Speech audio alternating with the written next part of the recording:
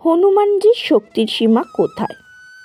যিনি এক লাফে সমুদ্র পেরিয়ে গেলেন, যিনি পাহাড় তুলে আনলেন, যিনি লঙ্কা জ্বালিয়ে দিলেন, তার শক্তির কি কোনো সীমা আছে? আজ জানব হনুমানজির শক্তির আসল সীমা কোথায়। নমস্কার দর্শক বন্ধুরা, স্বাগতম পুরাণ কথা মলির সাথে চ্যানেলে।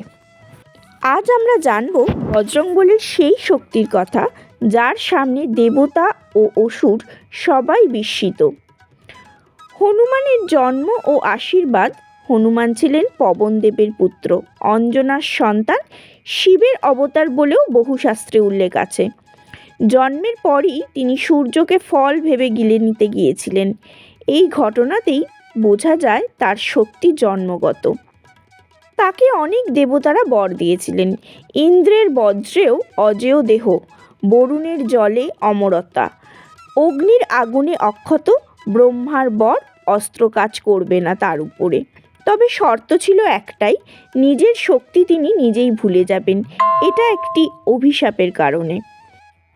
কিন্তু যখন সীতাকে খুঁজতে হবে, জাম্ববানের কথায় হনুমানজির শক্তি জেগে ওঠে।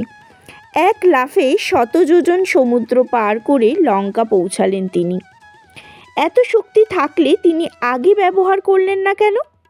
কারণ ওই যে অভিশাপের কারণে তিনি তার শক্তি সম্বন্ধে অবগত ছিলেন না।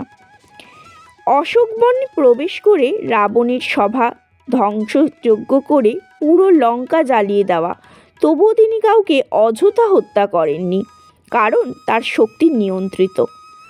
লক্ষণ আহত হলে হনুমান পুরো পর্বত তুলে নিয়ে এসেছিলেন সঞ্জীবনীর উদ্দেশ্যে। এটা শুধু শক্তি নয়, এটা ছিল ভক্তির শক্তি।